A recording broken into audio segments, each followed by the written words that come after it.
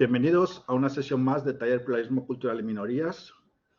Hoy nos visita Xavier Aroz Santisteban, catedrático de Derecho Administrativo de la UNED, un experto en derechos lingüísticos, en nacionalismos y aparte en su biografía destaca su prolongada estancia como letrado del Tribunal Constitucional, además de un background internacional y nacional considerable. Estamos muy contentos de tener este ponente y para nosotros es un honor que nos visite. Y el tema que va a tratar es la cuestión del nacionalismo de una perspectiva novedosa. Y sin más, le cedo la palabra a nuestro ponente de hoy, agradeciéndole su participación. Muchas gracias, Óscar, por tus amables palabras. Para mí es un placer estar aquí con vosotros porque os voy a presentar un tema que he trabajado durante mucho tiempo, al que le tengo mucho cariño y que, sin embargo, nunca he expuesto en público. Tengo varios trabajos que os indicaré si queréis al final y un libro que aparecerá en las primeras diapositivas, pero nunca había hecho una exposición pública de estas ideas, de estas investigaciones. Le tengo que dar a compartir, ¿no?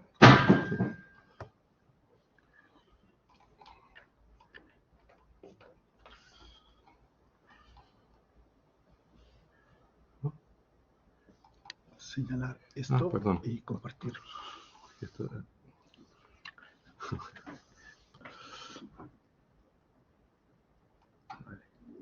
Vale.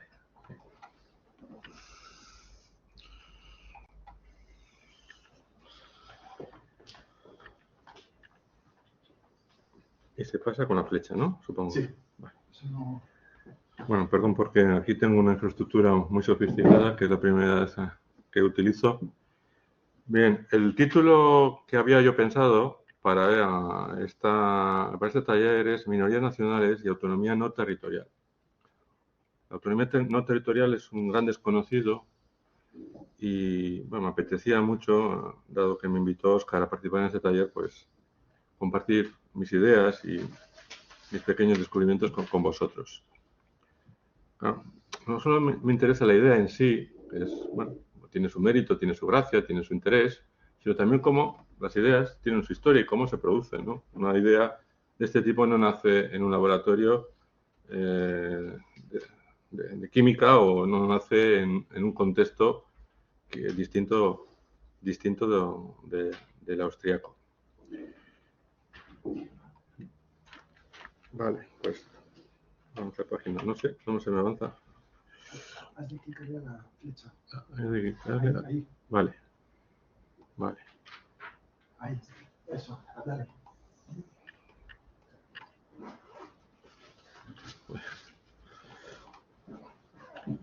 Vale, espera. Sí, ahora creo que estoy entendiendo. Ahí. Vale. Bueno, estos serían los puntos que me gustaría tratar. Me parece que es un poco ambicioso, pero bueno, estos serían los puntos que quisiera tratar en estos 40 minutos que me ha dicho Óscar que debería durar la presentación para después poder recoger vuestras preguntas. Una mínima introducción del porqué del tema y del interés de la actualidad, un apunte biográfico de la persona que está detrás de esas concepciones, una especie de contextualización de por qué nace esta idea o esta institución o esta concepción, tanto en el espacio geográfico y constitucional que era Austria-Hungría y también la militancia del señor que desarrolla estas ideas, que es una militancia muy concreta en el Partido Socialdemócrata Austriaco y que tiene un programa electoral que lo obliga un poco a pensar, ¿no? Y esto serían un poco las coordenadas de esa concepción. Después explicaría la teoría jurídica de la autonomía nacional, que es lo propio, lo que aporta este señor. Y después me gustaría, si fuera posible, hablar de cuál ha sido el impacto, ¿no? La difusión y la recepción de la autonomía no territorial hasta nuestros días.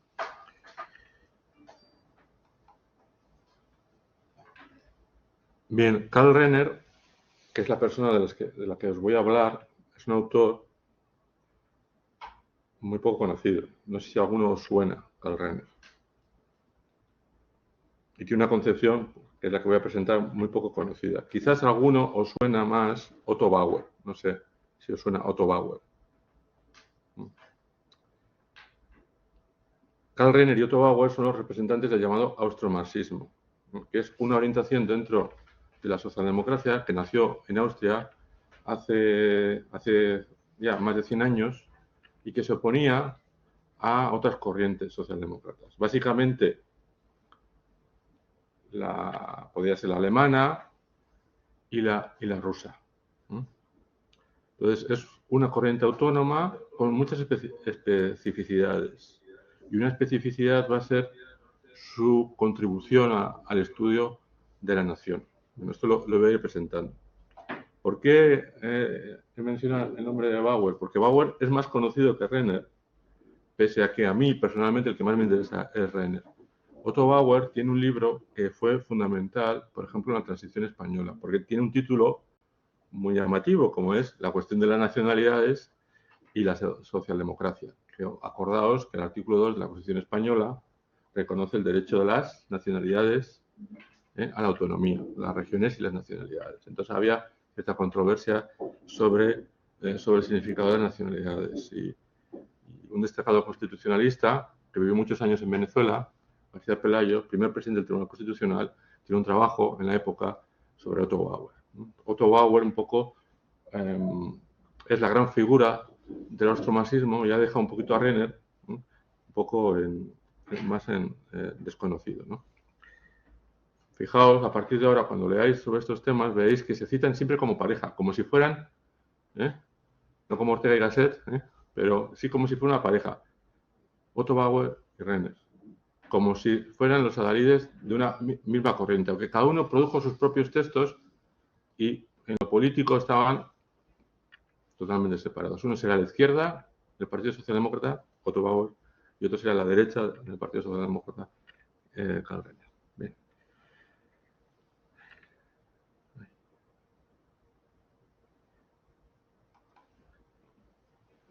Bien. Sin embargo, ¿por qué? Aunque sean textos poco conocidos, os voy a dar 3 argumentos para interesaros por Renner.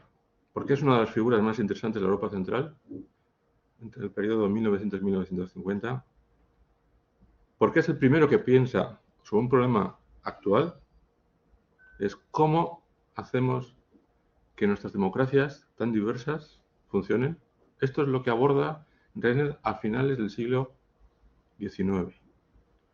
He cogido el título, Cómo hacer que las democracias diversas funcionen, de un libro que se ha publicado el año pasado de Yasha Mounk, se llama El Gran Experimento, y el subtítulo es ¿Por qué fallan las democracias diversas y cómo hacer que funcionen?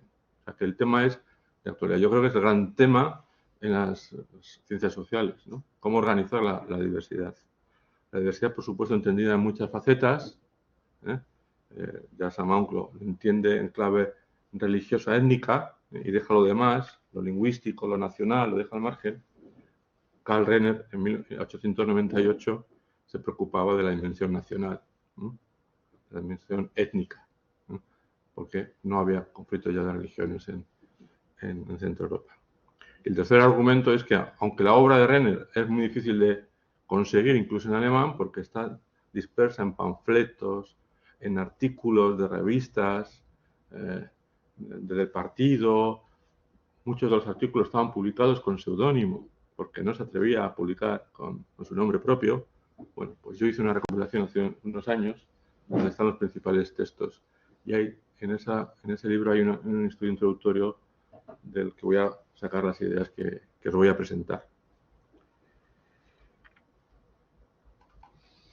Bueno, un apunte biográfico sobre Renner. Bueno, luego voy a enseñaros un mapa y os voy a explicar en qué región nace. Pero nace en un pueblo habitado por alemanes en Moravia, que era parte de Austria. Moravia era un territorio que pertenecía a la corona de San Venceslao, que estaba habitada por alemanes y por checos. Vivía en un territorio mixto. Su pueblo era íntegramente alemán, pero el de al lado probablemente fuera íntegramente checo y el de más allá sería mixto. Esas son las condiciones en las que nace. Muchas dificultades económicas, pero consigue llegar a la universidad. Imaginaos la precariedad de hoy, pues la precariedad del 19 multiplicada por 10. A su familia le desahucian, subastan la casa natal, el padre era campesino, en fin, con mucha precariedad llega a la universidad, estudia, se doctora en Derecho y tiene claro que su partido era el socialdemócrata porque él quería evitar que la gente pasara por lo que había pasado su familia. Y en 1897 obtiene un puesto de archivero en el Parlamento de Viena, un puesto de funcionario.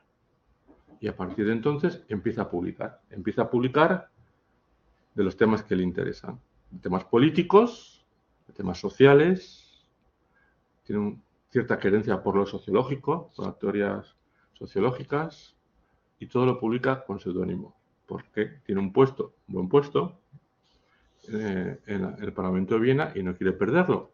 Acordaos que aunque Austria-Hungría, lo comentaré, era un régimen más o menos liberal, los socialistas todavía no estaban bien considerados y, en fin, normalmente pues uno no quiere arriesgarse. En 1907, con el sufragio masculino, con el sufragio universal masculino, se alista en la candidatura socialdemócrata y sale ya elegido como diputado en el Parlamento de Viena. Y ya empieza a publicar con su nombre. A partir de ahí, las publicaciones están con su nombre. Bueno, sabéis lo que pasa con Austria-Hungría, ¿no? En la Primera Guerra Mundial colapsa, luego se señala un mapa y de ser así se queda así pequeñito, muy pequeñito. Un gran trauma, ¿no? Para un país multinacional. En octubre de 1918, él es el primer canciller de la República. Y de su puño y letra hace la primera ley que define la forma del Estado. República. Y la segunda ley que hace, sin pedir permiso a nadie, sin consultar con nadie, es sufragio universal femenino. A diferencia de España, que estuvieron 3 años, que si sí, que si no, que si era bueno, ya. Él, cuando ve un hueco de oportunidad, mete lo que él quiere, ¿no? Y estuvo participando en la elaboración de la Constitución de 1920, que se le atribuye todo el mérito, ¿sabéis a quién se le atribuye? Bueno, pues Renner era el jefe de Kelsen.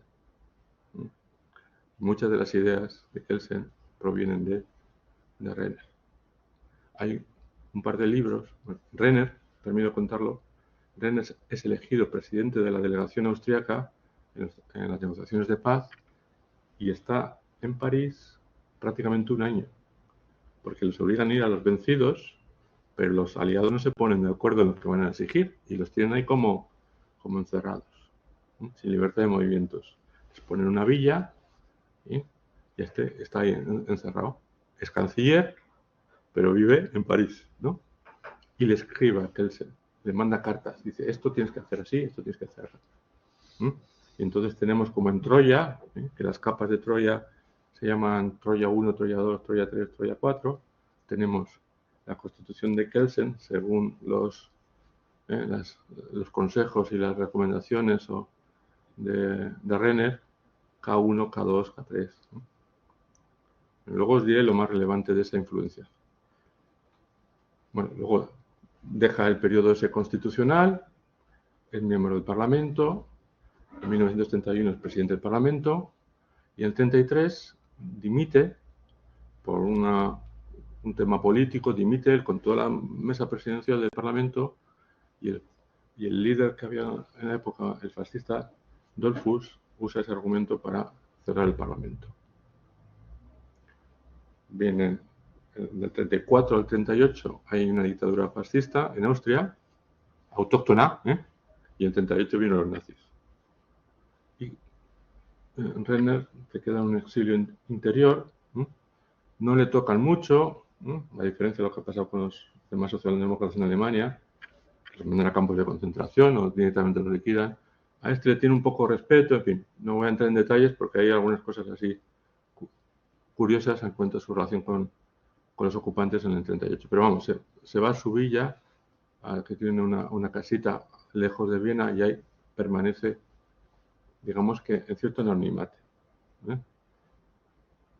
Se desarrolla la guerra y sabéis que al principio parece que van a ganar unos y luego ganan los otros. Y Stalin entra por el este de Europa y enseguida va a entrar en Austria.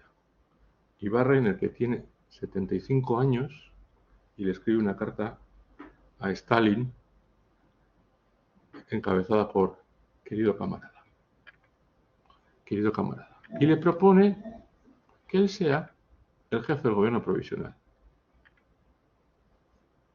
Y Stalin acepta. Probablemente Stalin piensa, este es un viejo de 75 años, le conoce desde hace 40 años, porque los socialdemócratas austriacos y los rusos habían estado peleando desde hace medio siglo. Y probablemente piensa que lo va a controlar, que lo va a dirigir, que lo va a manipular, que va a ser su títere, ¿no?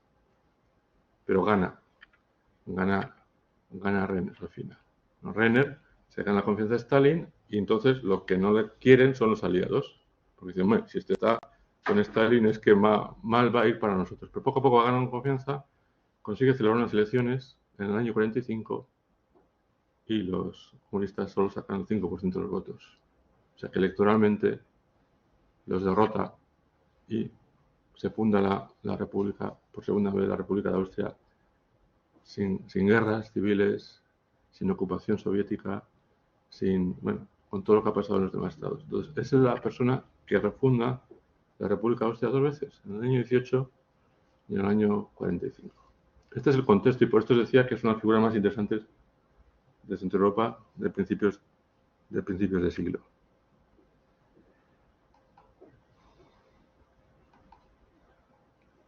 Bueno, Austria-Hungría, ¿qué es Austria-Hungría? Probablemente os suena chino, a vosotros, por edad y por continente, esto suena así como, pues no sé, Asia Central para nosotros, supongo, ¿no? Más o menos. Mira, os voy a explicar brevemente. Esto es el mapa de Austria-Hungría. En castellano hay un hábito muy incorrecto de decir Austria-Hungría como si fuera un país. Bueno, ya no va más es cuando dicen un escritor austrohúngaro. O, ¿sí? Kafka era un escritor austrohúngaro. Bueno, si lo dicen con todos, ¿no? Bueno, nada más estúpido que decir eso. Austrohúngaro no había nadie, salvo el rey. Ya os lo voy a explicar. En realidad eran dos países, dos estados totalmente separados. Uno se llamaba Hungría, la corona de San Esteban, Hungría, y el otro no tenía nombre. En castellano decimos Austria, pero en alemán no tenía nombre. Entonces ellos usaban unas perífrasis para referirse a eso. Una perífrasis es llamarle Cisleitania. Había un río que dividía Hungría y Austria, se llama el río Leita. Entonces a una parte le llamaban Cisleitania y a otra Transletania, porque no tenían un nombre para referirse a Austria. Austria es un territorio pequeñín que veis que está en el centro del mapa. Que me ha dicho que con el ratón, ¿ves? Esto es Austria. Estos dos territorios es Austria en castellano moderno, en la división actual es Alta Austria y Baja Austria, ¿no? Antes era Austria de un lado del Enns, y de un río, y del otro lado del Enns. Y esto se llama una monarquía dual porque bajo el emperador de Austria y rey de Hungría había dos estados, pero dos estados totalmente separados. No había nada en común más que el rey y un gobierno mínimo de solo 3 ministerios: Asuntos Exteriores, Guerra y Finanzas. Pero el Ministerio de Finanzas solo eran las finanzas necesarias para pagar exteriores y guerra. En todo lo demás eran reinos autónomos. Y esto tenía grandes consecuencias para las minorías. En la parte húngara, ¿veis? ¿Cuántas divisiones hay en la parte húngara? Que es la zona rosa, ¿no? O carne, no sé qué color es ese. Solo hay una subdivisión. Solo había una autonomía territorial para los croatas. En cambio, en la zona amarilla hay 17 territorios. Era una confederación de territorios. con lo mismo que la corona de Aragón en España, cuando decían que la corona de Castilla y la corona de Aragón estaban unidos por los reyes católicos. La corona de Castilla era muy monolítica, aunque había sus cositas, en las provincias vascas sobre todo, pero la corona de Aragón no era un reino de Aragón, era una corona de Aragón que tenía 4 territorios. Reino de Aragón, Principado de Cataluña, Reino de Valencia y Reino de Baleares. Es decir, que uno de los lados era una confederación. Pues esto mismo ocurría en Austria. En Hungría, un estado unitario, una sola lengua, el húngaro. Y además una opresión muy fuerte sobre las minorías para que se magiarizaban. Magiarizaban hasta los apellidos. Si un apellido sonaba muy eslavo, le cambiaban la terminación para que sonara más magiar. Si un apellido era muy alemán, le iban poniendo las tildes típicas que hay en la lengua magiar. En cambio, en Austria, que es la que nos vamos a ocupar, era una confederación de 17 reinos o países. Países en lenguaje antiguo quiere decir territorios. Land. La idea de land, en alemán, land o Länder, quiere decir territorios, países. Que no quiere decir estados, quiere decir territorios. Como se dice País Vasco, que no quiere decir que sea un estado, sino que es un territorio. Hemos dicho que era, ¿cómo se llama? Hungría. Hungría es fácil decir, un estado unitario. Pero definir la mitad austríaca es más difícil.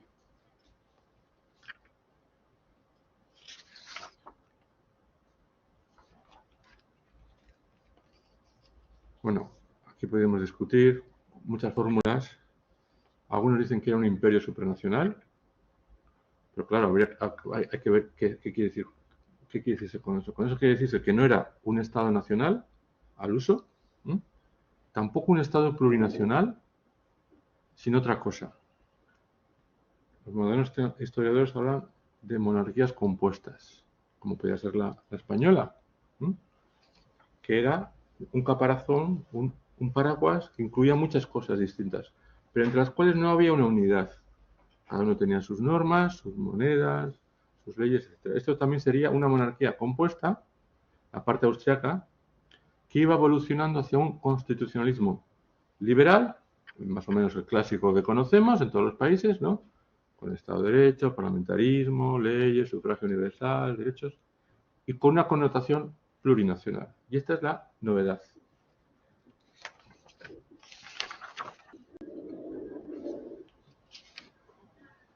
He dicho, en Hungría una sola lengua.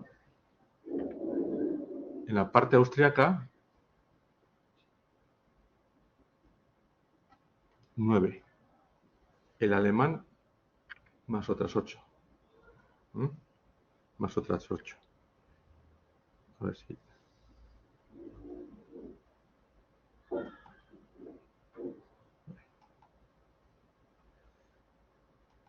Bueno, luego volveré. Os voy a enseñar un billete. Un billete que en la época era de los buenos. 1000 coronas. Es un billete del banco austrohúngaro. Este banco se llamaba de Austria y Hungría. 1000 coronas en el centro. Y no se ve bien. Bueno, primero lo vamos a comparar con el mismo billete de los húngaros. Es el mismo billete, pero en vez de poner 1000 coronas en alemán, ponen 1000 coronas en húngaro. No hay un escudo común, ¿os habéis fijado? Este tiene el escudo de Hungría y el anterior tenía el águila bicéfala. No hay un escudo común para el Estado. Cada parte tiene su escudo. O sea, no hay un Estado superior o conjunto, salvo el emperador rey, emperador de Austria y rey de Hungría, y esos 3 ministerios. Están totalmente separados. Los billetes son iguales, pero uno está en alemán y otros están en húngaro. como en el Reino Unido. Lo que pasa es que en el Reino Unido Escocia tiene su propia moneda, también que sigue el patrón de la libra, son convertibles, pero los billetes son distintos. Aquí los billetes son iguales, porque la cabeza del monarca es el mismo, pero cada uno lleva su escudo. No hay ni una palabra ahí en alemán. Ahora vuelvo a la anterior. ¿Cuál es la pequeña diferencia que se nos escapa? Que aquí, ¿veis? Aquí no se ve bien, pero pone corun, corone, corona.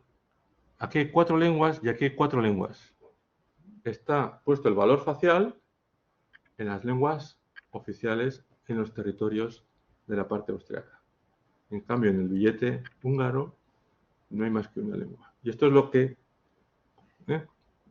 ejemplifica lo que era Austria-Hungría. 2 estados totalmente separados. En una va a haber una opresión de las nacionalidades brutal y en otra va a haber una libertad y unos conflictos por el hecho de la libertad, por intentar gestionar los espacios en común.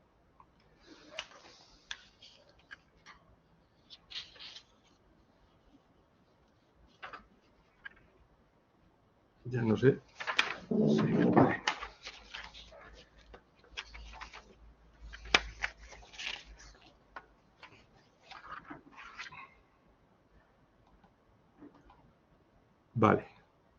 Vale. Os quería enseñar el mapa de antes, perdón. Voy a salir. Bueno, este es el mapa oficial según el censo de 1910. Lo que pasa es que está modernizado para que sea más amable, porque el mapa auténtico tiene unos colores que ni los vemos. Pero es el oficial. Y están en todos los libros, ¿no? En alguna versión. El rojo son los alemanes. Las variantes del verde son los eslavos, que no son todos iguales. Es decir, que hay ucranianos, hay polacos, hay eslovenos y hay croatas. Y hay checos. Los amarillos son los húngaros. Ese gris o eso es como, o ese fucsia son los rumanos. Y los azules, que hay un poquito, son los italianos. ¿Veis que el paisaje está totalmente mezclado? Hay focos de gran concentración, pero luego hay territorios de mucha diversidad. ¿Veis que hay manchas rojas por todas partes? Más allá de Austria, hay en Hungría y en la zona de Rumanía, en la zona de la derecha, hay bolsas de alemanes. Que no es porque el gobierno de Viena los haya mandado ahí, no, vienen de siglos anteriores, de cuando ahí estaban los turcos y fueron a repoblar, vienen de siglos anteriores. Mira, si os fijáis, esto es la actual Chequia. Hasta aquí es la actual Chequia. ¿Veis todos los alemanes que tenía la República Checa? Estos son los eslovacos, la República de Checoslovaquia, que nació en el 18, y estos son, aquí había ucranianos, en la época se les llamaba rutenos. Pues bien, desde aquí hasta aquí va a ser la Checoslovaquia que se reconoce en 1918. Desde aquí hasta aquí.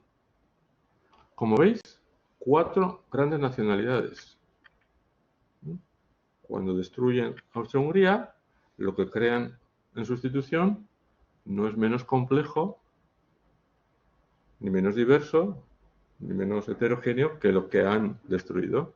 La diferencia es que ahora hay uno que es mayoritario en el nuevo Estado-Nación y que no tiene que rendir cuentas a nadie, porque como tampoco es un imperio supranacional, no tiene que rendir cuentas de lo que hace a Viena. Bien. Retener en la cabeza este mapa y ahora vamos a... Esto es la antigua Austria-Hungría y los estados que le van a suceder, los estados sucesores. ¿Veis? Lo que se ha marcado en el mapa, la Checoslovaquia de 1918, que no es la del 45, la de 1918. ¿Veis hasta dónde llega, no? Se mete hasta Ucrania, a la actual Ucrania. Hungría se queda reducido a un pequeño país. Todo esto que antes era Hungría, todo esto, toda la zona rosa, se queda en la nueva Rumanía. Todo esto que antes era mitad, bueno, mitad no, un trocito de Austria, casi todo era de Hungría, se pasa a la nueva Yugoslavia. Todo esto que está verde, todo esto que está verde, pasa a la nueva Italia, incluido Bolzano, incluido Trieste, Fiume, y todo esto que antes era la mitad austriaca, pasa a la Polonia del 18. Pero fijaos, Lemberg es Leópolis, eso es hoy Ucrania. Incluía parte de la actual Ucrania. Pues de toda Austria-Hungría se quedan en estos dos pequeños estados. En estos dos mini estados. Bien, os quiero presentar un artículo muy poco conocido, pero que es emblemático en la historia del constitucionalismo, porque siempre nos cuenta que hay un constitucionalismo liberal, pero también hay una tradición liberal en Centro Europa que era favorable a las nacionalidades, que tiene sus precedentes en las revoluciones liberales de 1848 y en la Constitución de San Pablo, la Constitución alemana, que nunca se aprobó, porque le llevaron una Constitución hecha al rey de Prusia y no quiso ser emperador de un país a propuesta de los súbditos, diciendo yo soy el emperador cuando yo quiera, ¿no? Pero en esa Constitución ya se reconocía la diversidad lingüística y nacional de Austria, perdón, de Alemania, de la Alemania que iba a incluir a Austria. Este precepto está en la Constitución austriaca, que es una carta otorgada, pero que materialmente incluye los principios liberales. Es otorgada, pero es liberal. Y dentro de esa Constitución, que en realidad es un conjunto de leyes, hay una ley que todavía está vigente, que es la Ley de los Derechos de los Ciudadanos. El artículo 19 ha hablado de la pluralidad nacional y lingüística. Los dos primeros párrafos más o menos beben de esa tradición de equiparación. El principio constitucional era de equiparación de lenguas y de naciones. Lenguas y naciones. Esto era un derecho fundamental, activable, judicializable ante el Tribunal Supremo. No sé si os suena la Constitución de Weimar, los derechos fundamentales. Nos han enseñado que los derechos fundamentales vienen de la Constitución de Weimar, 1919, de que empieza la discusión sobre si las disposiciones constitucionales sobre derechos fundamentales tienen eficacia directa. O sea, suenan esos discursos, ¿no? Si tiene eficacia directa, la contraposición entre derechos fundamentales y garantía institucional. Eso que se discute entre 1919 y 1933 y que va a marcar el constitucionalismo después de la Segunda Guerra Mundial, el valor normativo de las constituciones, el valor normativo de las disposiciones que reconocen derechos fundamentales, eso ya existía en Austria desde 1867. Este era el único precepto que regulaba la pluralidad nacional y era al que echaban mano todos los recurrentes cuando se oponían a las medidas administrativas que iban adoptando los ayuntamientos, los consejos escolares, los territorios. Pero el último párrafo, esto sí que es una novedad de 1867.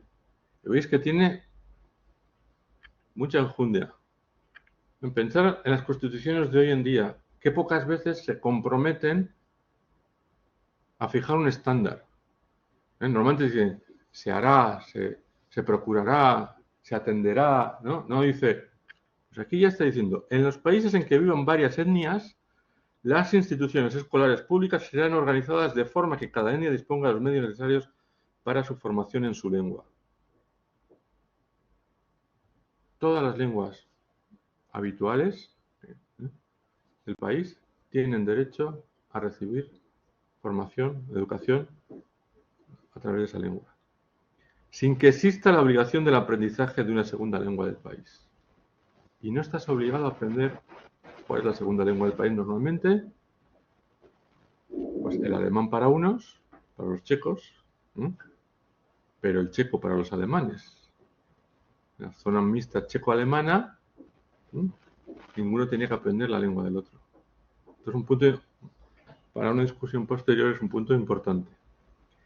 Bien, pues este precepto es fundamental y para mí es uno de los puntos álgidos de este constitucionalismo más escondido que existe en Austria-Hungría. Y todas las polémicas también judiciales, contenciosas administrativas que había en la época, todos pasaban por la interpretación de este precepto. Bien, no podemos entender a Renner sin decir que es parte de un partido político que tiene una concepción. El Partido Socialdemócrata se convierte casi en el sostén del régimen de Austria-Hungría, porque es el único partido supranacional. Las demás naciones están divididas por intereses normalmente de clase. El club polaco, el club tal, que defiende los intereses normalmente a nivel regional, pero no hay uno que tenga una concepción para todo el Estado. Pero ya empieza a sufrir las contradicciones de la diversidad lingüística y es fruto de la industrialización. A medida en que el desarrollo económico se extiende, no solamente es una característica de la etnia alemana, sino que llega a todas partes, llega a Chequia, hay obreros, hay escuelas, hay periódicos, todo ese ciclo de emancipación de las comunidades antes durmientes, hace que no se conformen con ser parte de un partido único, sino que empiecen y el cisma se produce en 1897, cuando el partido se convierte de facto en una federación, en una confederación de secciones autónomas. He puesto 7, me parece que son 6, pero bueno, son 6: alemanes, checos, rumanos, polacos, ucranianos y los eslavos del sur. Entonces, claro, la socialdemocracia tiene que moverse. Y aquí hay un programa de Brünn de 1899 que es emblemático, suele estar en los libros de historia, en los que explica la socialdemocracia, porque es un programa muy breve, pero uno de los puntos, traducido a palabras actuales, aboga por transformar Austria en un Estado federal de nacionalidades, con autonomía nacional. Ese es un poco el eslogan, la receta del Partido Socialdemócrata. Lo que pasa es que, ¿qué quiere decir eso? Esa es el kit. Y los que van a interpretar qué quiere decir eso van a ser Renner y Bauer, sobre todo Renner. Renner ya, desde los primeros escritos aprobados que en 1897 es archivero del Parlamento, ya está escribiendo sobre eso. Tiene un artículo ya en 1897 donde va a hablar por primera vez del principio de personalidad. Esa va a ser la gran obsesión. Entonces, es claro que respondía al momento, pero él también estaba haciendo caso al desafío que tenía el Partido Socialdemócrata de ofrecer una solución a ese gran galimatías que era la organización interna de la mitad austriaca de Austria-Hungría. Y esto es lo que vamos a ver ahora. Bueno, me estoy pasando el tiempo, ya veo.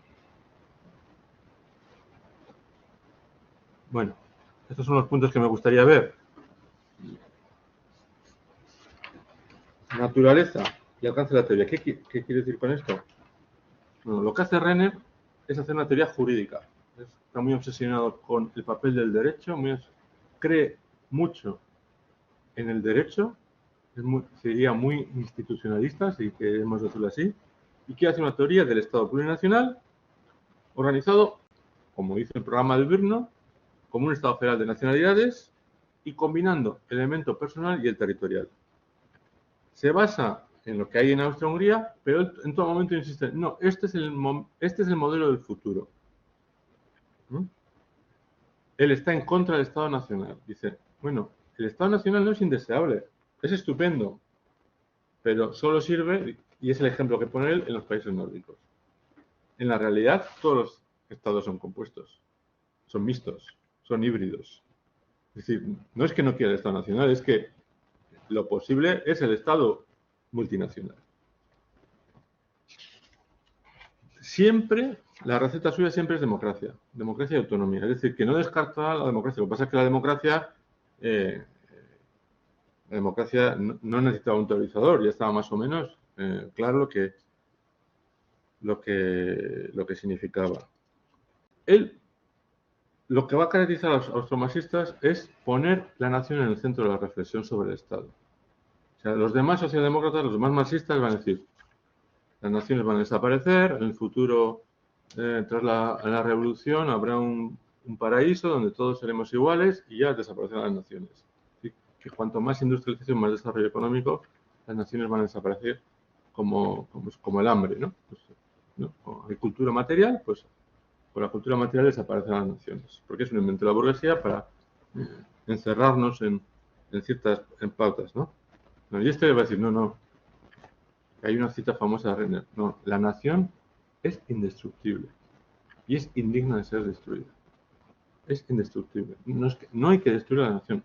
Es fundamental. Y lo que hacen es integrarla en esa cosmología que usaba el concepto Estado y el concepto clase, pero nación estaba totalmente... ¿Y cómo va a relacionar Estado y nación? Es decir, no, es que son cosas distintas. Va a desterritorializar la nación, que es la gran obsesión. Cuando alguien dice, no, este territorio es de los alemanes o de los belgas, me da igual. Dicen no. Porque en Austria-Hungría no tenía sentido decir cuál es el territorio de los alemanes. Bueno, pues que es que hay alemanes en un montón de territorios de Austria. Había en Bohemia, había en Moravia, había en el Bánato, había en Transilvania, había en la Voivodina, en fin, todos son alemanes, pero donde hay alemanes, ¿eso es Alemania? No necesariamente. Ellos son alemanes, el Estado es otra cosa. Entonces, ¿cómo organiza? Dice, vamos a separar los intereses nacionales de los intereses socioeconómicos. Ahora, como marxista, dice, bueno, una cosa son los intereses sociales y económicos, de esto se va a ocupar el Estado, de los nacionales, ¿quién se va a ocupar? Y es donde va a emerger un nuevo actor que no tenía voz, que es la nación. Y él va a proponer reconocer personalidad jurídica a la nación. Bueno, esto lo explico aquí con un diagrama, en fin. El Estado haría referencia a la comunidad económica, fijaos que sigue siendo socialdemócrata, es decir, que su obsesión es que como comunidad económica haya trabajo para todos y pan para todos, ¿no? El Estado, como central de la comunidad económica, se tiene que ocupar de esos bienes, de esos intereses, y ese mundo se tiene que regir por el principio democrático. Una persona, un voto. Ahora, en paralelo está la nación, que lo define como una comunidad cultural, una comunidad que existe, no es una entidad metafísica, pero existe. ¿Y de qué se ocupa la nación? Dice, de la cultura espiritual. El Estado de la cultura material, de la comida, ¿no? Del trabajo, del jornal, pero la nación de la cultura espiritual. ¿Y a qué llama el cultura espiritual? A la educación y a la cultura. Educación y cultura. ¿Y esto cómo se va a gestionar? No por el principio democrático. No por el principio democrático de que 5 alemanes deciden lo que los 4 checos restantes van a estudiar en el programa de estudios, ni la lengua de instrucción. No, por el principio de personalidad. Es decir, los miembros de cada comunidad nacional. Ese es el principio de personalidad.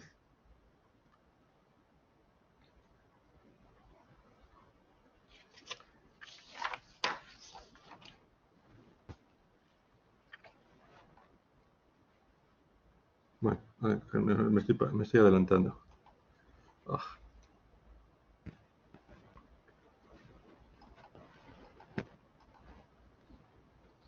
Vale, entonces, él va a proponer un estado de nacionalidades. Esa va a ser su etiqueta, ¿no? Fijaos que he insistido, su etiqueta, pero es la que está en el programa electoral. Bueno, no el programa electoral, el programa del partido, el programa de Brno. Él critica el principio mayoritario. Es el primero que yo sepa que critica el principio mayoritario. Porque dice, las decisiones mayoritarias están bien cuando el conjunto de ciudadanos son homogéneos, cuando tienen la misma cultura. Pero cuando no son homogéneos, cuando son de distintas naciones no pueden decidir sobre la lengua oficial, no pueden decidir sobre la lengua de instrucción, no pueden decidir sobre el programa de estudios, no pueden decidir sobre la programación del Teatro Nacional. ¿Por qué? Porque unos van a querer unas obras y otros van a querer otras obras.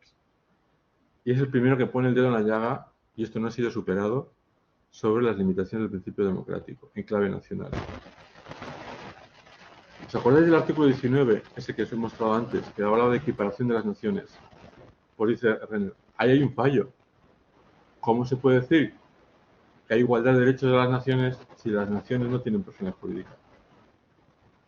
Es lo que dice. Lo que hay que dar es personalidad jurídica.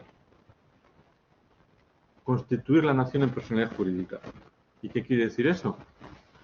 Como corporación personal de derecho público. Él copia el modelo que había para las iglesias en Centro Europa. ¿Os acordáis que ya habían acabado la carrera de religión, se habían normalizado y cada uno estaba en su iglesia y pagaba las cotizaciones, diríamos hoy, el diezmo, diría en la Edad Media, a su iglesia, como ocurre hoy en Alemania. Se contribuye.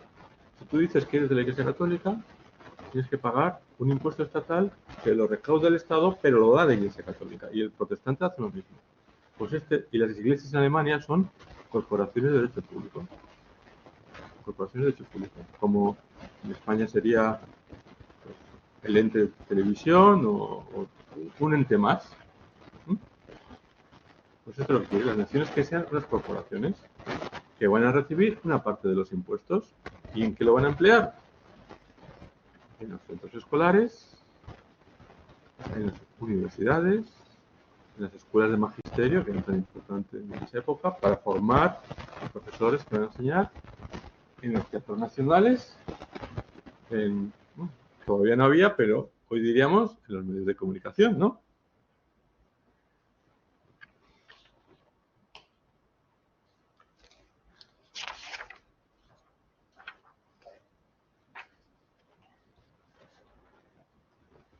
Bien, ¿y eso cómo se hace? ¿Cómo se articula esto? Bien, hemos dicho a través del principio de personalidad. ¿Pero qué quiere decir esto? Bueno, él dice, en los territorios homogéneos no hay ningún problema. Las competencias territoriales, la gestión del agua, los servicios de transporte, etcétera, los lleva el ayuntamiento, pero también llevaría los temas culturales y educativos, porque es un municipio homogéneo, es un distrito homogéneo. En los distritos no homogéneos se plantearía el problema y se dividirían las cuestiones socioeconómicas o territoriales, si queréis, y las cuestiones personales. El ayuntamiento se ocuparía del alumbrado, la recogida de basuras, bla, bla, bla, y habría un consejo escolar para los miembros de esa nacionalidad que quieren estudiar en checo o en alemán. Si solo hay una lengua, no hay necesidad de un colegio escolar diferenciado. Pero si ya hay dos comunidades, habría tantos consejos escolares y tantas escuelas como comunidades representadas en ese ayuntamiento o en ese distrito.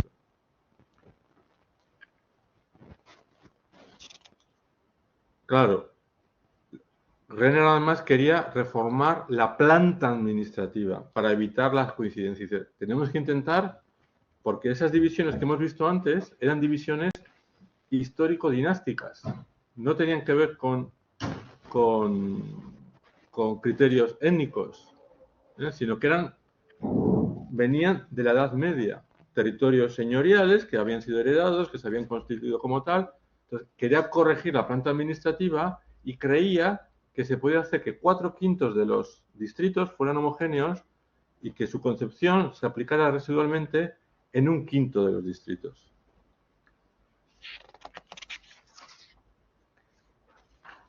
Bien, hemos dicho personalidad. ¿Qué quiere decir personalidad? Que estas son las grandes discusiones en las minorías nacionales. ¿Quién se define como miembro de la nacionalidad? Pues Renner, en 1898, empieza a escribir. Su primer libro lo publica con seudónimo en 1902, que es la segunda edición, se publica en el 18, que es la que yo más o menos he traducido, pero está prácticamente todo en la de 1902. En 1902 ya está, digamos, más avanzado que sus contemporáneos y que los académicos de la época, porque desde el principio opta por el criterio de libre adhesión. No exigir ni test, ni exámenes, ni, bueno, toda una serie de medidas que hay en el derecho comparado y en la historia del derecho a las minorías en Europa. Por ejemplo, la lengua materna, exámenes para ver cuál es la lengua materna. Él dice, principio de libre adhesión. Él es consciente que hay personas que nacen en entornos mixtos, que no pueden decidirse, que no saben. Dice, bueno, habrá algunos de esos, pero ellos se decidirán. Dice, a fin de cuentas, claro, esta tesis normalmente se suele ridiculizar diciendo, qué barbaridad. O sea, que yo puedo decir que soy chino. Ese es el argumento que suele decir. Dice, bueno, yo puedo decir que soy chino, pero ¿quién me va a hacer caso? ¿Quién me va a hacer caso? Nadie me va a identificar como chino. No sé chino. Me acerco a la embajada china y me van a echar... o sea, es bastante ridículo decirlo. Y él dice, no, mira, aquí lo que hay que decidir es en qué lengua quieres que el Estado te aplique el derecho, te administre justicia. Lo dice así. Si tú quieres que en un proceso penal te juzguen en checo y no sabes checo, pues tú verás. Tú verás. Hay que decidirse. Esto no es... ¿En qué lengua quieres que el Estado te administre el derecho? O sea, lo hace como si fuera una cuestión administrativa. Nada sentimental, nada emocional. ¿Cuál es la lengua de tus antepasados? ¿Cuál es la lengua de tus ancestros? ¿De qué comunidad? En Austria-Hungría pasaba lo que pasa en muchas sociedades, pues que uno tiene apellidos húngaros y padres, no sé, eslovacos, y vive en Viena, y su lengua normal es el alemán. Es decir, ¿no? Pues ya pasaban estas cosas en esa época. Dicen, mira, cada uno que decida. Y habría un catastro nacional, donde uno diría, ¿por qué? Porque hay que pagar impuestos. Esos impuestos que hemos dicho que va a tu comunidad nacional. Como las iglesias en Alemania. Tú no puedes decir, no, es que yo no soy católico. Bueno, macho, pues comunícaselo a la iglesia de, pese a estar bautizado, de que ya no quieres ser católico. Y en Alemania te van a pedir una apostasía, ¿no?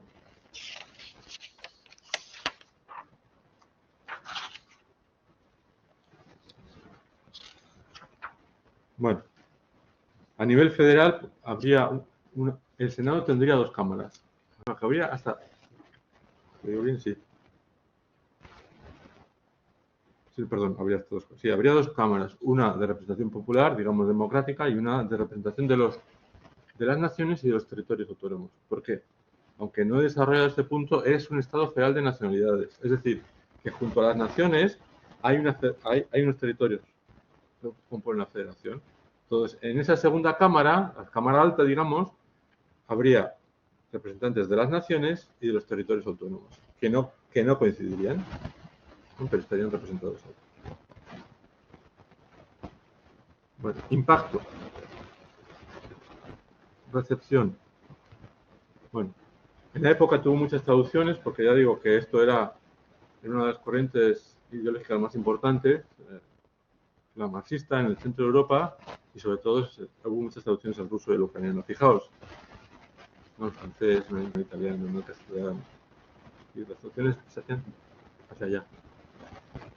Bueno, Stalin tiene una relación con el marxismo muy interesante, que no me da tiempo a contar, pero bueno, les contesta. El escrito más famoso de Stalin, que es la cuestión nacional, que es súper fácil comprar en cualquier librería de Madrid, a diferencia de René, porque hay muchas ediciones, es toda una crítica de René, toda una crítica.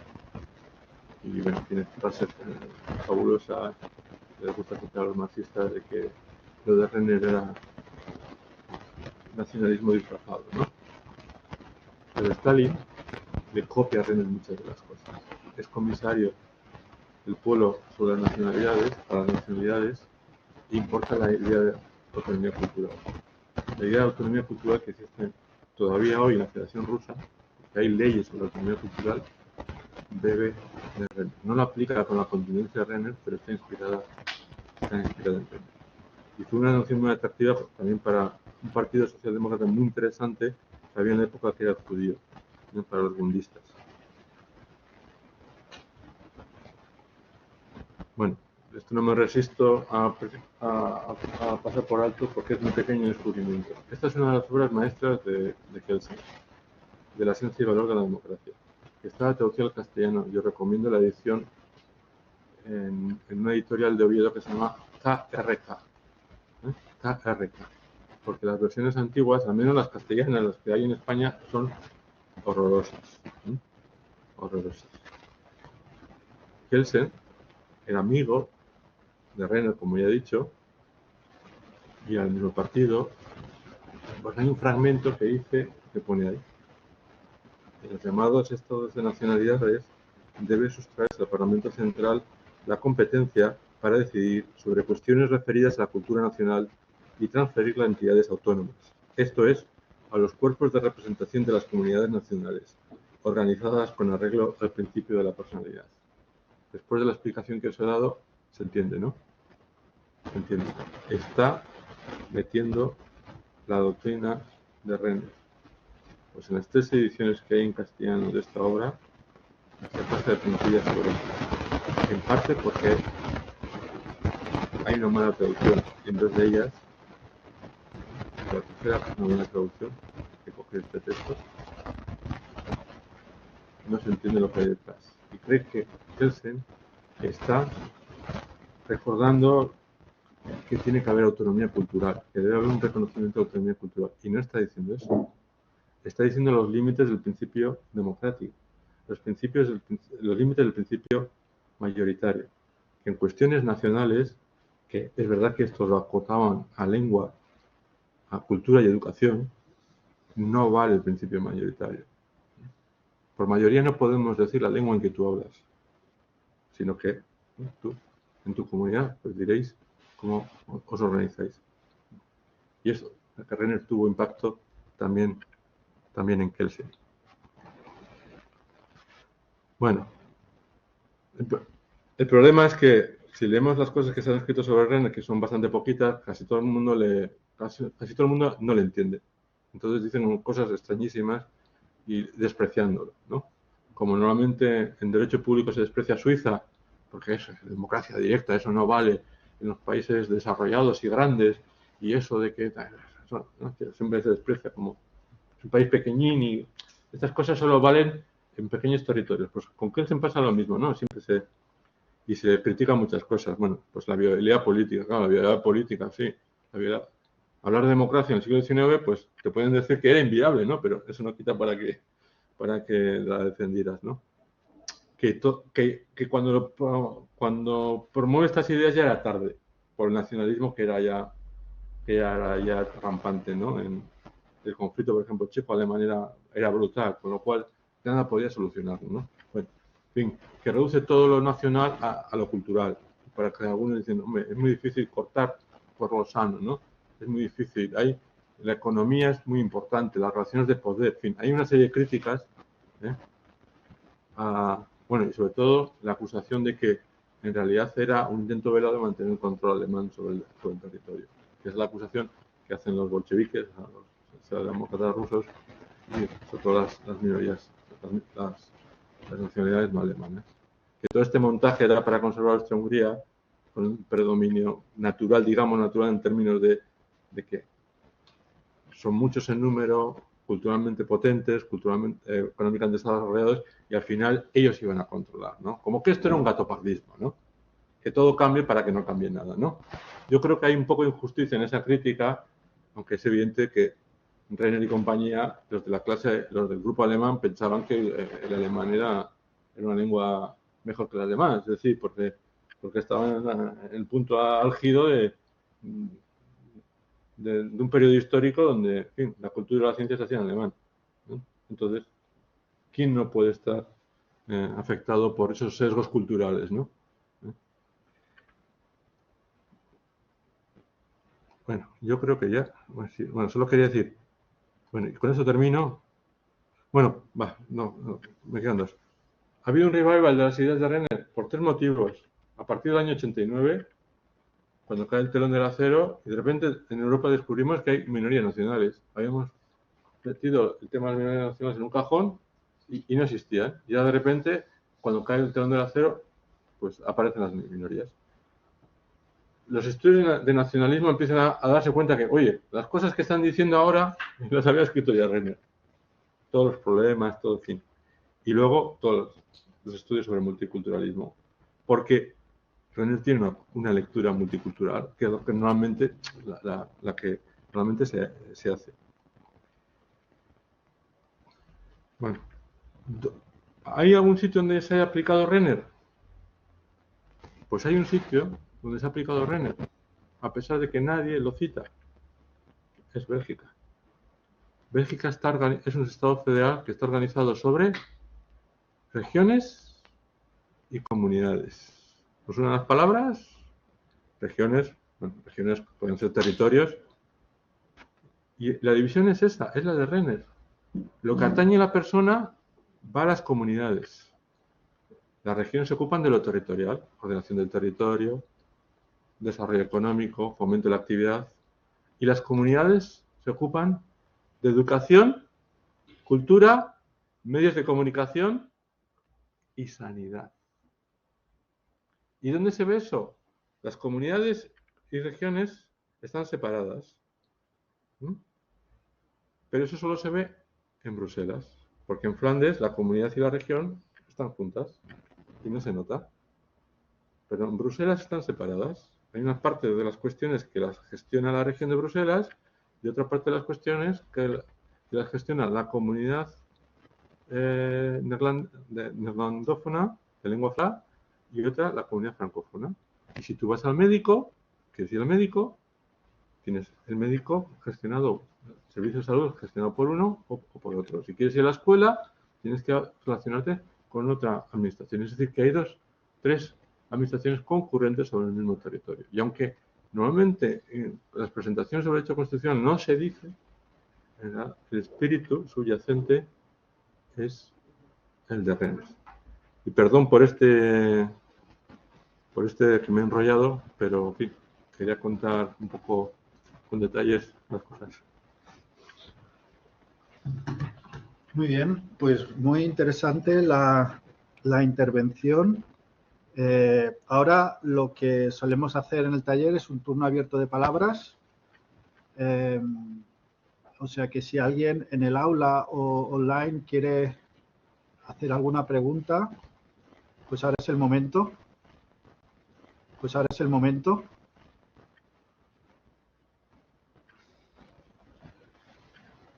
Si no, yo tengo preguntas. Sí, la primera sería la cuestión muy interesante. Quería comentar sobre la estructura.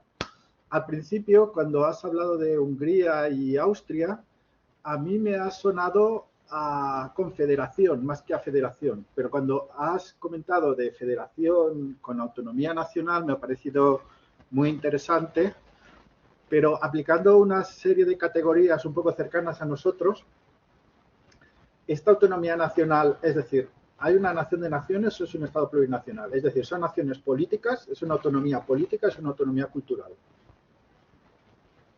Es una autonomía cultural, pero no se puede entender de la forma en que se entiende normalmente. Porque las naciones son un elemento constitutivo del Estado y las naciones participan en la gobernanza del Estado. Habla Renner de cogestión, de codeterminación. ¿Cómo se plasma esa codeterminación? En que hay una Cámara Federal en la que están representadas las naciones. Pues que había leyes dictadas con el concurso de las naciones como tales. No sería como no sería simplemente que el Estado reconoce una autonomía como puede ser la de los colegios profesionales, que reconoce que los abogados y los médicos gestionen los intereses de la profesión a través de una autoadministración, pero en cualquier momento podría recuperar, el Estado podría recuperar esa competencia y en algunos periodos anteriores, en algunos regímenes se hace así, no hay colegio de abogados, sino que el Ministerio de Justicia dice quién puede ser abogado y quién no puede ser, ¿no? Sino que son las naciones las que gestionan toda la red educativa y toda la red cultural de teatros, de ballet, de cinemateca, etcétera, etcétera, a través de las cuotas que pagan los propios miembros de las naciones. Es decir, que las naciones sí que son parte integrante. Tú decías, Estado plurinacional. Sí, sería un Estado plurinacional, pero Estado plurinacional no quiere decir nada en concreto, es una mera descripción. Estado plurinacional quiere decir normalmente que todas las naciones están reconocidas en más o menos plano de igualdad, ¿no? Aquí da un paso más allá y dice no solamente reconocimiento, sino que el Estado se constituya sobre las naciones, que sean parte integrante. Algunos modernos han visto en esta concepción la idea de la ventaja de eliminar la controversia sobre la soberanía, ¿no? Sobre la soberanía ligada al Estado, esa soberanía territorial que nos han inculcado desde el 17, pues que se neutralizaría, porque al estar compartida nadie se siente con más trozo de esa soberanía y nadie tiene la soberanía originaria, sino que todos tienen parte de esa soberanía originaria. Yo solo he visto un reflejo, bueno, quizás me sacaréis el tema de algún país latinoamericano, pero en Europa yo solo he visto en la Constitución de Hungría, anterior a la que han cambiado recientemente, había un reconocimiento del carácter plurinacional del Estado. Así que lo mismo que la Constitución española habla de España se constituye un Estado democrático, dice más o menos. Hungría se funda, ¿no? Se funda sobre las naciones A, B y C, ¿no? Eso sería un poco la clave. Y eso no solamente es un reconocimiento simbólico, que ya es mucho, pero eso se plasmaría en que las naciones tienen personalidad jurídica y tienen competencias. Y participan también en el nivel federal. Es decir, que es algo más completo que lo que estamos acostumbrados a reconocer. Un paso más de la autonomía cultural, que la autonomía cultural no equivale a plurinacionalidad. La autonomía cultural se puede decir que hay en España, ¿no? Se puede decir que hay prácticamente en todos los países europeos que hay pluralidad étnica, ¿no? Porque autonomía cultural más o menos, o sea, sobre base pública, sobre base privada, se reconocen todos los estados liberales, ¿no? Pero esto sería un paso más allá, ¿no? Un nivel más allá de incorporación de la nación, o de las naciones, perdón, al esquema estatal. Me ha parecido muy interesante todo el estudio de las nacionalidades. Tengo una pregunta sobre el liberalismo y las nacionalidades. El nacionalismo, bueno, hay como una visión tradicional que habla como de la visión francesa de la nación y la visión alemana, ¿no? La visión con los cosmopolitas revolucionarios y los alemanes más del romanticismo, de la cultura nacional y tal. Y luego hay una visión voluntarista, ¿no? de Renan, del plebiscito de todos los días, que la nación es el plebiscito de todos los días, y una visión de la nación más ascriptiva, es decir, que la nación tiene que ver con el ancestro común. Bueno, lo estoy explicando muy rápido, ¿no? Entonces, me ha sorprendido mucho de la exposición que este austromarxismo considera el nacionalismo, o sea, ¿crees que hay un paralelismo con la visión de Renan del plebiscito de todos los días, de la adscripción voluntaria, o tiene que ver más con la otra? Porque la tradición alemana va más en la otra línea. Sí, sí, bueno, ya sabes que esos son clichés. Son clichés que el nacionalismo étnico alemán y el nacionalismo cívico francés son los clichés que no se demuestran en la realidad. Ni los franceses aceptan la voluntad de los ciudadanos franceses, ni los alemanes han respetado las fronteras étnicas a lo largo de su historia. Es decir, que los dos han incumplido ese postulado. Así que es un mito. Dicho esto, en Francia, claro, hay una confusión total de nación y Estado. Cuando dicen que la nación es el plebiscito todos los días, no están hablando de la nación, están hablando del Estado. Hay una confusión. Entonces, claro, no nos vale eso. No nos vale esa idea. Lo que sí que es verdad es que es un elemento moderno porque no usa atavismos, no está diciendo, pues, durante 100 años estamos con la lengua materna, también en Austria, que si la lengua materna, que ¿cuál es la lengua materna? Y en sistemas, en sociedades complejas, pues, ¿cuál es la lengua materna? La lengua materna puede ser una de 0 a 3 años, de 4 a 5 puede ser otra, en fin, que es muy, muy complicado. Y lo elimina todo y dice, no, principio de libre adhesión. Cada uno decidirá. Cada uno decidirá. Es que todo lo demás es muy complejo. Es muy complicado. En Finlandia, ¿cómo se decide si unos... Claro, porque los puestos están reservados en la administración. En Finlandia hay puestos reservados para los de la minoría suecoparlante. La lengua oficial mayoritaria es la finesa, es el finlandés, pero la segunda lengua del país es el sueco. ¿Cómo se decide quién es sueco y quién es finlandés? En Finlandia han decidido que cursa, en España diríamos, la selectividad o la EBAU. En sueco es sueco. El que cursa la selectividad, el EBAU, no sé cómo dirían muchos países, el examen de madurez ese, en finlandés es finlandés. Para hacerlo objetivo, si tú has querido prepararte el examen más importante que tiene una persona, que es para ir a la universidad, te has preparado en esa lengua, pues querrá decir que esa es la lengua en la que te sientes cómodo. Yo no te voy a decir cuál es tu lengua materna. Yo voy a hacerlo por actos, decíamos, tácitos, diríamos en derecho, ¿no? Eso es lo que me demuestra. Pero las demás fórmulas son muy complejas. Yo le veo un elemento de modernidad. Claro que todas las posturas son criticables. Claro, lo dice porque era alemán. Claro, todo el mundo elegía el alemán. ¿Por qué? Porque era la lengua de progreso social.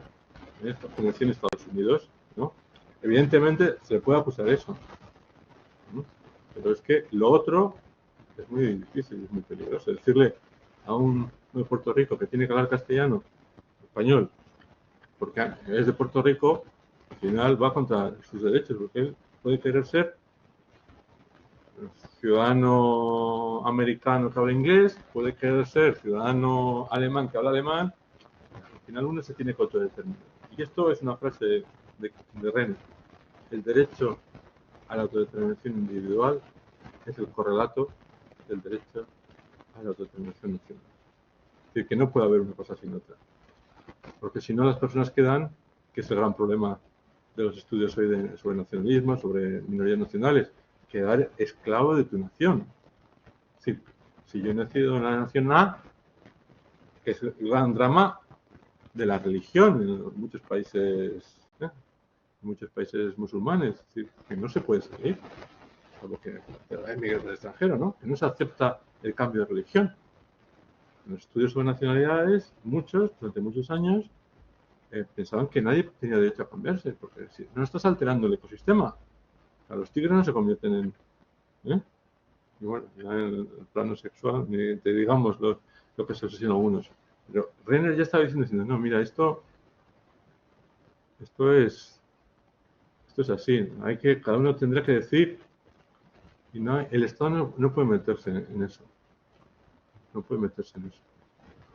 Y ya os digo que en Austria-Hungría había situaciones de que una familia podría haber 4 o 5 nacionalidades. O sea, hijos, o sea, hermanos de los mismos padres, en el momento decisivo, cada uno podía optar por una cosa distinta. No era lo normal, pero hay ejemplos de eso. Hay muchos ejemplos. ¿Por qué? Porque uno tira hacia un lado, el otro tira hacia otro lado. Se encuentra cómodo laboral aquí. El otro encuentra, es funcionario del antiguo sistema, entonces tiene que emigrar a Viena, porque si eres funcionario y quieres conservar, entonces hay mucha, yo a René le veo mucha modernidad en ese sentido, que no enjaula, no meten en estancos a las personas. Quería también comentar el tema del nacionalismo y del marxismo, que lo has comentado y has dejado aparcado el tema de Stalin. Digamos que es muy interesante. El Lenin tiene una cosa sobre el imperialismo, diciendo que la siguiente fase será sobre el imperialismo, pero al final la Unión Soviética se convirtió en un imperio, ¿no? Y que tenía una doctrina nacional, ¿no? Entonces es muy interesante la visión, digamos, marxista de las naciones y del principio nacional. ¿Podrías ampliar un poco la crítica de Sí. Stalin? Sí, hay bueno,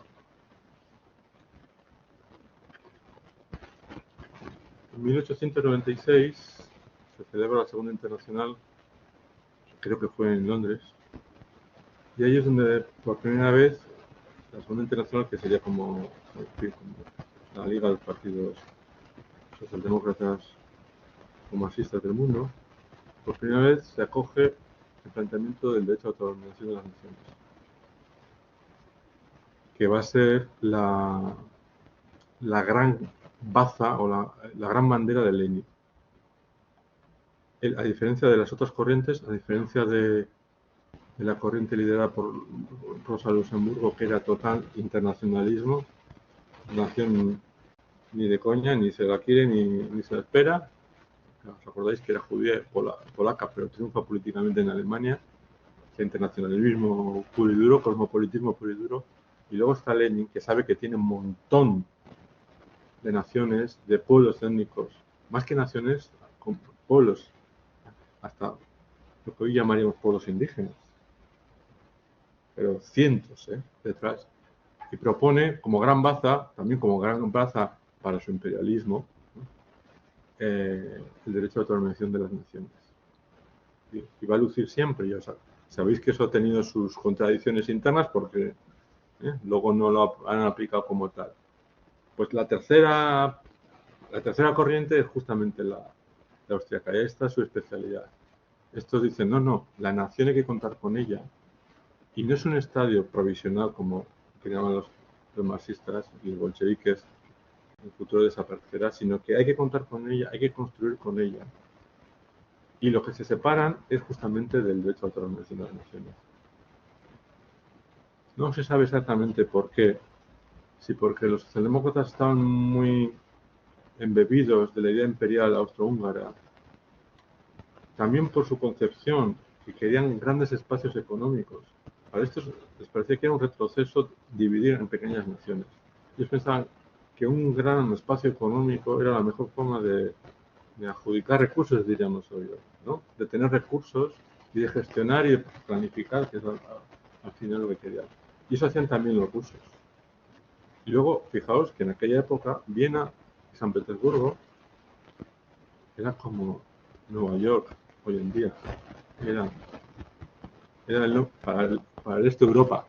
Luego está París, evidentemente, pero para el este de Europa eran grandes metrópolis donde iba gente de todas partes, había un ambiente cultural, tenían pues eso, un glamour que hoy, pues bueno, hoy nos parece, no lo vemos, ¿no? Pero tenéis que tener que salir de su pueblo, llegaba a San Petersburgo, se metía en el Partido Socialdemócrata ruso y aunque fuera pero al final pensaba que eso era lo natural, ¿no? Y que como y que un Estado nacional lituano pues no iba a tener un teatro nacional, no iba a tener una orquesta nacional, etcétera, etcétera. Entonces hay una mezclanza de planos que es muy difícil saber por qué, pero lo cierto es que los austromarxistas defienden hasta el 18 la monarquía de los Habsburgo. Y es increíble porque el socialdemócrata, que tiene que ver con la monarquía, ¿no? Con la idea del imperio, pero yo creo que es lo que hay detrás, les convence, al final son el sostén más fuerte que tiene el régimen, y no es el sostén que el régimen quiere, ¿no? Pero de facto funciona como vertebrador. Claro, Lenin y Stalin se dedican a criticar a los autonomistas, los ponen, bueno, si entráis en internet veréis, los ponen, vamos, fatal. Ayer quería coger un dato y me salió un documento de estos y dijo, todavía hay gente que está en y les reprochan de todo, de traicionar al proletariado, de pactar con la burguesía, de ser por la monarquía. Es verdad que los autonomistas, y este es un poco el significado de la palabra, en términos políticos laxos, es más de reformismo, más gradualistas, más de reformar poco a poco para ir, al menos Renner, ¿no? Igual Bauer era más pro revolución, pero estos eran más de vamos a intentar mejorar, vamos a intentar cambiar. ¿Y qué iba a decir? Y lo más curioso es que Stalin, que hace un escrito brutal contra estos, Stalin va bien al año 13 para hacer su artículo, ese artículo famoso, que es un librito que se publica en 3 entregas, va a Viena el año 13, porque él no sabe alemán y va a informarse. Les critica muchísimo, pero luego lo que hacen los soviéticos es muy parecido a lo que hizo Renner. Sabéis que hasta el año 37 uno de los efectos beneficios de la revolución es que empiezan a dar alfabeto y gramática a todas las lenguas que existían en Rusia, en la Unión Soviética. Había muchísimas lenguas, es que era como el Amazonas o como Papúa Nueva Guinea, pero cientos de lenguas que no tenían tradición literaria, no tenían gramática, que no tenían abecedario. Y gracias a ese programa de reconocimiento, muchas de estas lenguas empiezan a tener gramáticas, empiezan a tener maestros. Y eso es un efecto beneficioso. Y eso está dentro de la autonomía cultural, que en el fondo es lo que más o menos queda, penetra en la política soviética, al menos hasta el año 37. Pues no sé si hay alguna pregunta, alguien del público, alguien conectado por internet, alguna pregunta por el chat.